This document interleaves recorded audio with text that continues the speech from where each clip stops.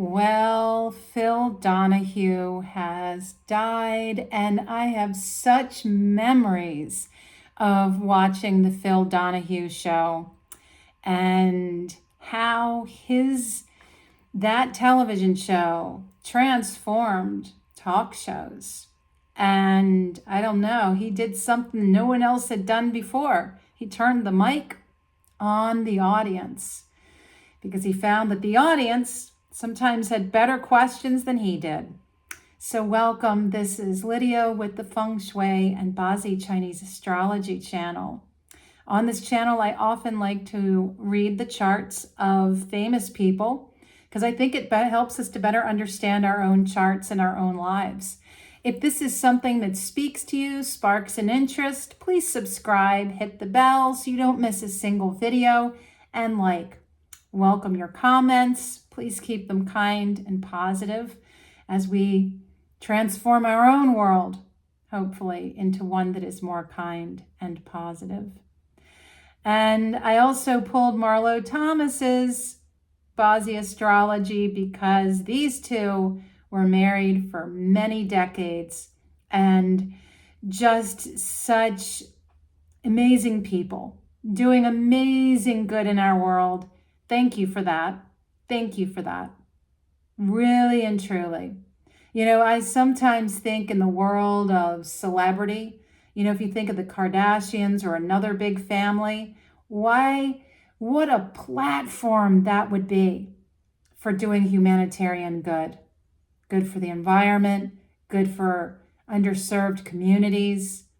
What if they took all of their wealth, glamour, excess, and turned it into a lot of community service and charity? Anyway, let's look at this. So I've got the two charts, but let's first look at Phil. And I've seen this before with charts of people that have lived long, beautiful lives, that it kind of, all the systems and organs of the body slowly begin to collapse. And that is where our life force ends. And then, it doesn't even necessarily have to be. I know they said he died from a long illness, but really, you got to 88. It's a beautiful long life.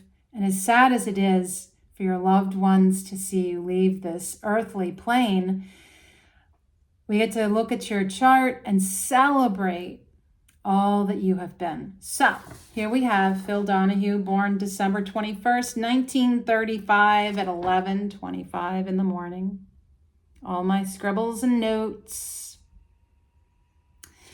All right, we have a yin wood pig for the year, a yang earth rat for the month, yin metal sheep for the day, and a yang wood horse for the hour. Yeah.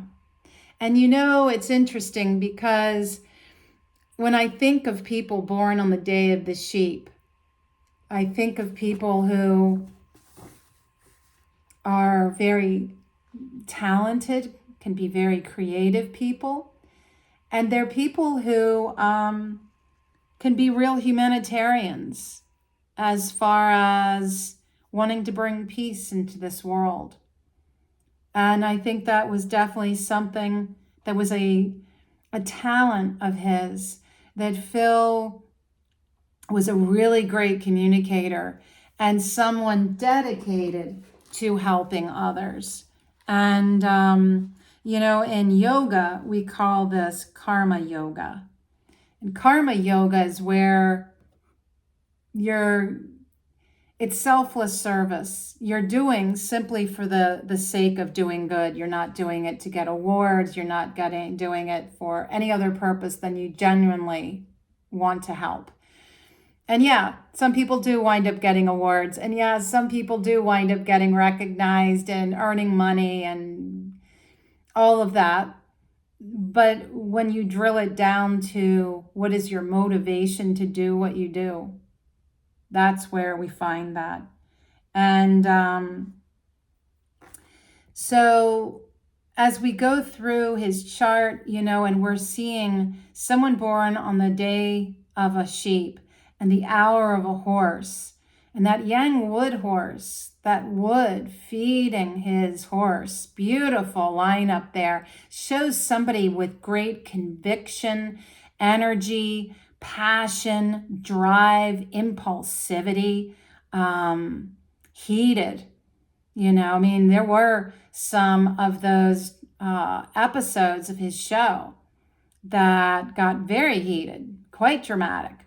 It wasn't like, this was before Jerry Springer, right? And so it begged us to really look at how we were looking at these issues. And he brought up a lot of very important topics. So, as we look at this, I want to break down his chart, but I also want to look at his beautiful wife, Marlo Thomas, and look at what was that thing that has made their relationship so successful,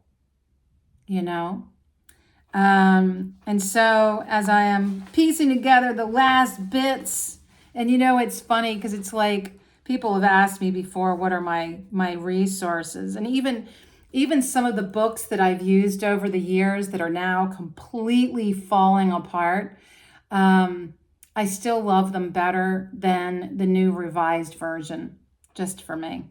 So one of the things that's interesting about his chart is his life pillar, you see over here.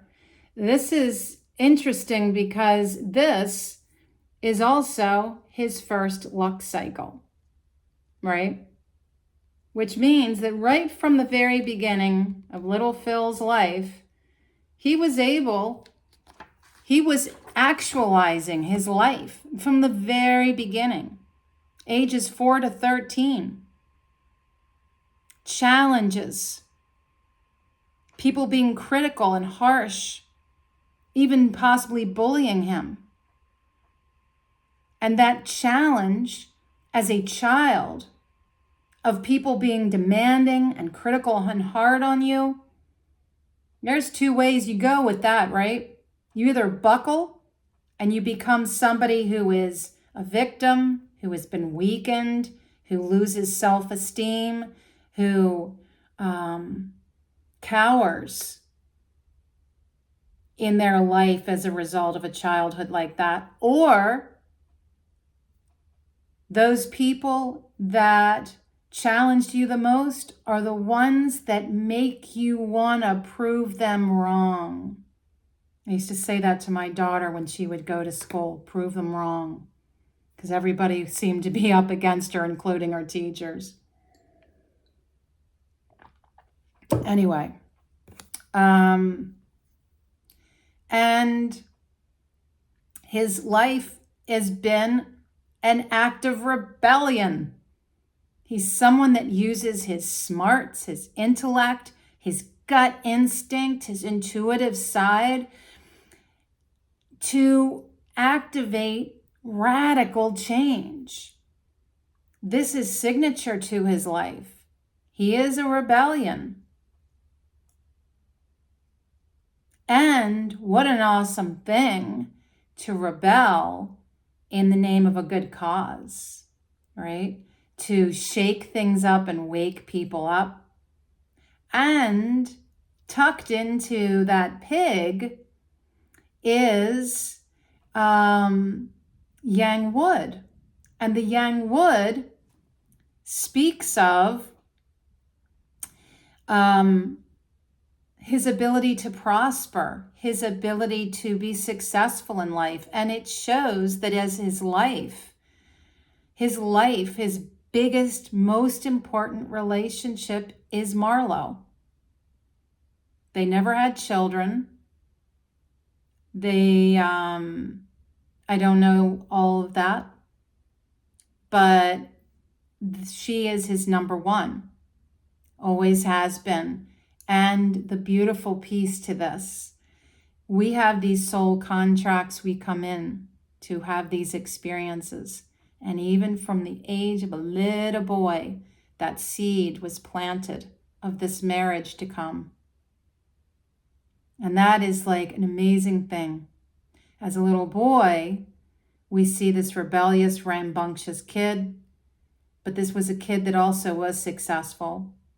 This was a kid that experienced better health once he got to being the age of 4. I imagine before the age of 4, he was quite sickly. And his health was gaining strength and improving through that first luck cycle.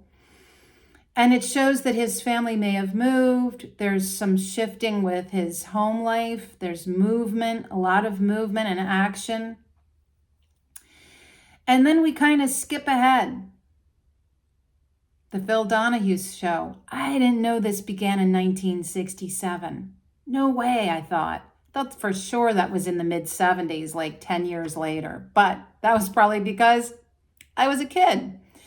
And this was interesting because when he started this luck cycle to start his career, we have to now pull back and look at his 5 elements, okay? Sorry, I am covered in poison ivy. I'm so itchy. The only thing I can do right now is stay busy to distract myself from all the itch. So anyway, sorry. So if you see me looking like a bit of a monkey these days, that's why. Okay, so his 5 elements, remember he's yin metal. I always think of yin metal people as so sparkly, like his gray hair, his signature gray hair, very sparkly. His chart is 2 yin. It's also very weak. You notice, this is an important thing to how long we stay in this life. It's a godsend that he lived as long as he did because he's yin metal. There's no metal here and there's no metal there. Not in the branches, not in the stems. What does this mean? He is not anchored in his life. Nothing holding him there. You want to see yourself rooted, especially if it's in your day pillar, even better. So, only 11% of his own element metal, okay? And then we've got water, what he produces, what he creates. That is balanced at 27%. Wood, what he controls, where his marriage falls, 36%, strong. Fire is his career. Oh, sorry, not his marriage.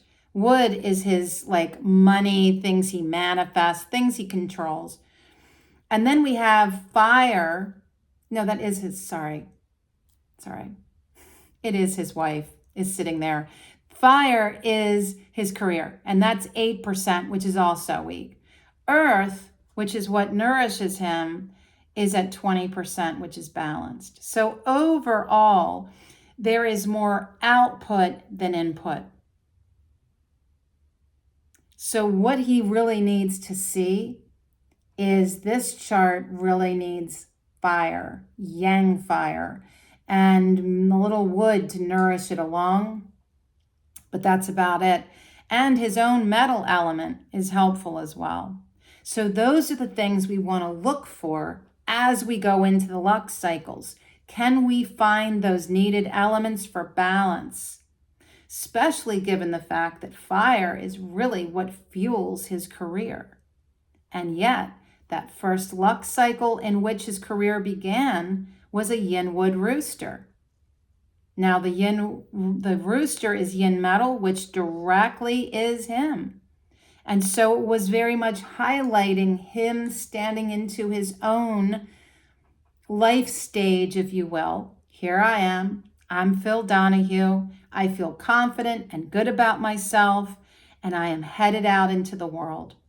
And in that year, 1960 to 1970, the ages of 24 to 33, later on, 1967, the Phil Donahue show began. That's 7 years in, so that's late 20s. And This is showing money coming in from various different things, different projects, different jobs he was having. It's a young man starting out. It talks about dating. It talks about maybe having some health struggles. It talks about his father and father type figures, authority type figures. Now, that being said, does anything change as we get into 1970? 1970 to 1980, here we have a yang wood monkey. The wood is great as far as bringing him money and the possibility of a marriage. And actually, he got married at the very end of this luck cycle. This was a time of great prosperity for him and success. The monkey is yang metal. And this is like him taking on this role, this brand new, very big role on national television. It speaks of some things shifting and changing. And I'm sure that his show was shifting and changing all along those 10 years. But it's interesting to me that during these two luck cycles, the energy that was fueling his success wasn't fire, it was his own element. And it really shows how this was like a personal mission of his, I think. We then look at, we're now in 1980, he's 44 years old. And this is where, this is another great big period for the Phil Donahue show. What elements now are playing? Yin, water, sheep. Now the sheep has a tiny bit of fire, but it's like not enough. This speaks of him really getting into the creative project of the TV show. There's a lot more energy in what he is creating with this, creating content. And it speaks of backing, outside backing. Also, this may have been a turning point for him spiritually, religiously, and almost like this is a very inspired and teachable time for him. There is tucked into the sheep the challenge and shakeups with his career and making the fueling of income. But the biggest focus in that decade of the 80s for him really was about what he was creating and putting out into the world. I think as he went along, he probably became more emboldened to really push the envelope of what he could do on national TV and bring up these needed topics that we needed to be talking about. Kind of like the old-fashioned town hall. In 1990, the show started to kind of wane, and now we have a yang water horse. Now, isn't that interesting that the fire shows up at the end of his big career? So this is 1990, halfway through. The show ends in 1996. The yang water speaks of a massive shift and change happening in his life, truly transformative time.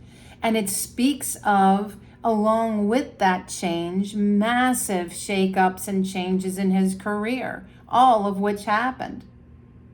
It speaks of, again, backing and support, but also a shift to possibly a more spiritual life.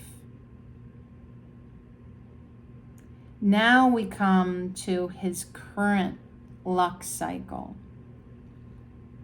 Phil Donahue, as of 2020, entered into a yin earth rabbit period that surged in a big full wood trio. And for metal himself, and for his pattern of his chart, and the pattern of your chart is determined by the element of your month, which right here is the rat, yin water, very cold wintertime. And so I've often said the two things that end life, one, the pattern is broken, and two, your element, your day master element, cannot sustain itself. So we already have somebody that is a weak metal person.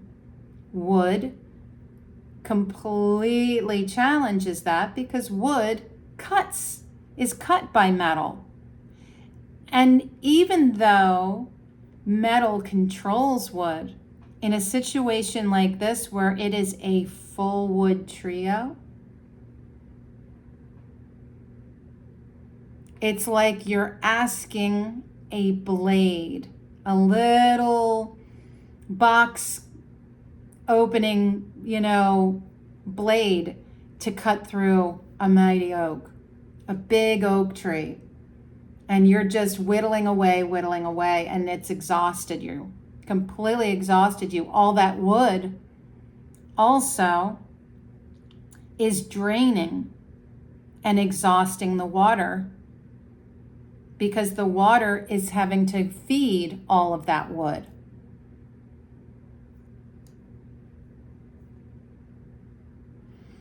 In addition to that, there is a penalty here of his rat and this rabbit.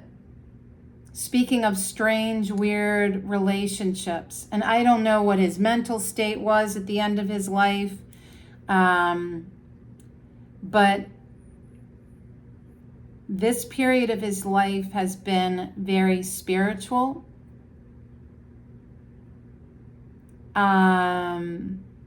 Very close to God. And it's also been a time of love, but it's also been a time of health issues. And also he's got some money coming in. And when we look at the actual day that he died, which was Sunday, August 18th, and we look at the elements at play, the day he died. Now you remember the Lux cycle has this yang, or has this wood trio. So since 2020, for the last 4 years, he has been feeling this drain. And I would imagine in the last 4 years, he's been declining. And so we're looking at the day that he died was a yang wood tiger, which is yang wood. So that's another layer of yang wood pulling. The month of yang water monkey gives water and metal, but the year also has the strong influence of yang wood along with the dragon. And that's really what I was seeing more than anything. There is a yin, the tiger and the horse in his chart form a semi-fire trio.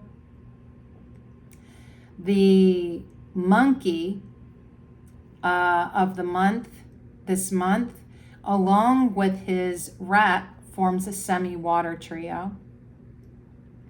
So now it's like you've got fire, you've got water, and remember we have all this wood. And then in addition to this, his Lux cycle of the rabbit and the year of the dragon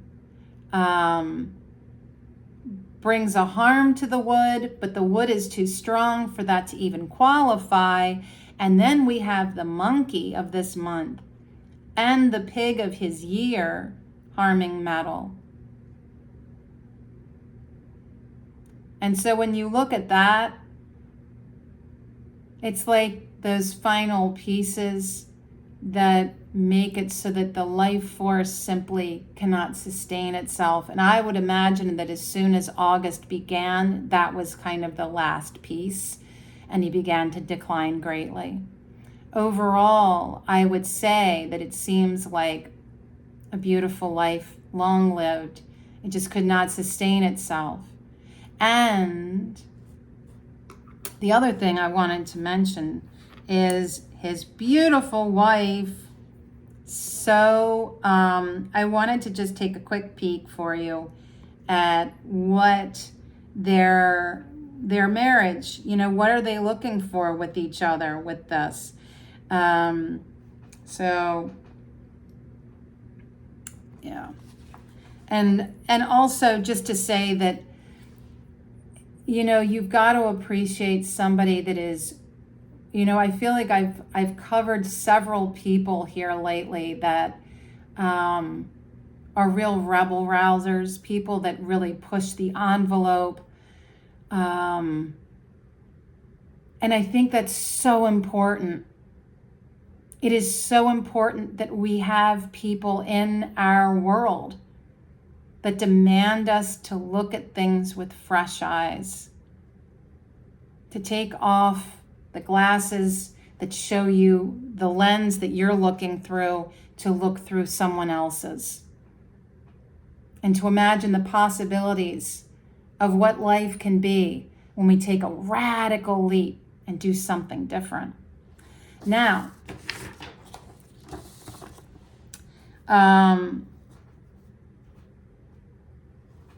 we move from him over to Marlo. And Marlo is a yang water person. And wanted to just kind of quick look at some of these extra pieces for her chart to see, again, where do they combine and where do they clash? What works for them and what works against them? And these are all, it's so interesting how,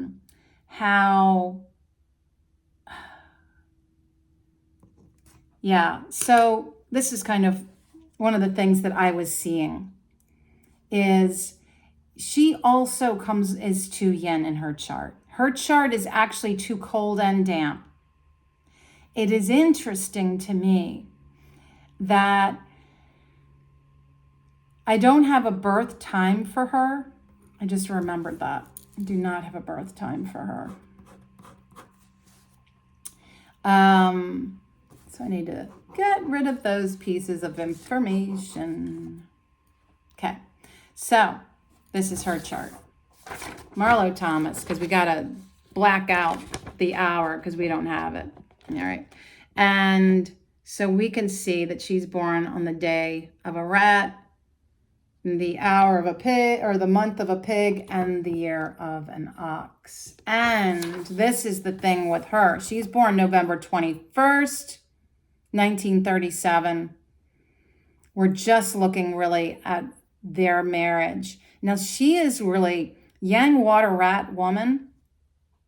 Beautiful, elegant energy that she brings.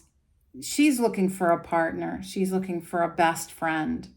That's what she wants to live and share with her life. And for him, it's interesting. He's not looking for that. What he's looking for is someone that inspires and teaches him. He's looking for someone that also gives him a little bit of a challenge, and that the relationship is really rooted in love. Now, those differences, I don't think really mattered. I think they both benefited from each other. Now, when you look at their qualities, there is nothing where they overlap. They each brought their own thing to the table. He's super smart and creative. She's really organized. He's rebellious, adventurous, independent, and chasing after what he loves. Really active, needs to be on the go, isn't willing to fight a good fight. She has a strong work ethic. He is a great communicator and wants to help people. He is a love of life and wants to surround himself with beauty. She seeks balance. She also is very independent and needs to be the one in charge. And her 5 elements, well, from what we have, is most of her chart is water. 45% of her own element. 13% metal. Very weak wood.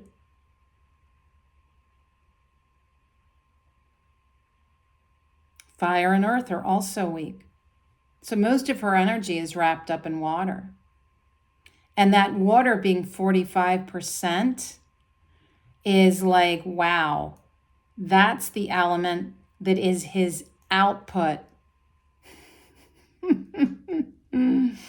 You know, sometimes when we, like for him having a weak chart because his metal isn't strong, it's like what you hope for in your partner is that they have your resource, that they can bolster you and strengthen you. And instead, she's like his child. She is, you know, keeping him busy. So all in all, I think that what they did was they complemented each other, beautifully complemented each other. Now, the other aspect to a chart, for sure, is looking at the zodiac animals. And then we have to say, all right, well, with that, do we have a good match? She is born on the day of the rat. Now, rats and sheep, if you look at their day master, aren't quite such a hit. So then you look, well, what about his pig? And that one looks pretty good. That seems like there's some compatibility there. When we look at her ox and the pig, they seem to get along pretty well. And the ox and the sheep are complete opposites. So with their zodiac animals, there doesn't seem to be a lot of, yes, this looks like a match made in heaven, but I think ultimately, again, they really complemented each other. I was going to get into their wedding day, which was January 1st, 1980, which is fun because it's before the change of the year, so it's really 1979. The first of the month is still the previous month of December. And and so they got married in a yin earth sheep year and the month of yang fire rat and the hour or the day of yin water rooster. And the thing that I saw that was interesting for her is that that year, 1979, really highlighted marriage for her. So that is one of the things that we look for. And the day that she got married, she was taking on a new role. And it was also about the woman, the goddess. What a great day to pick to get married. See, this is what I'm talking about. When you pick a good day, sometimes that's part of what anchors a marriage. And you can also do this with when you decide to start a company, when you start forging a new country. I've done readings on countries, and it's like, why choose a day that's so disastrous? But their day that they got married actually was, for him, a day that, that year, 1979, was a year that was very much about learning and being inspired. It was a very spiritual time for him. And it spoke of love and taking on new responsibilities, having fun with what he's doing in life, and himself. For him, it's a very different thing. But for her, this was definitely a time to get married. And together, they formed an incredible marriage. What a union. And I thank you so much for sitting with me today and going through this beautiful charts of Phil Donahue and Marlo Thomas. I remember that girl. I remember that song, Free to Be You and Me. Can't quite catch the tune to sing to you today, but another time. Until then, thank you so much and be well.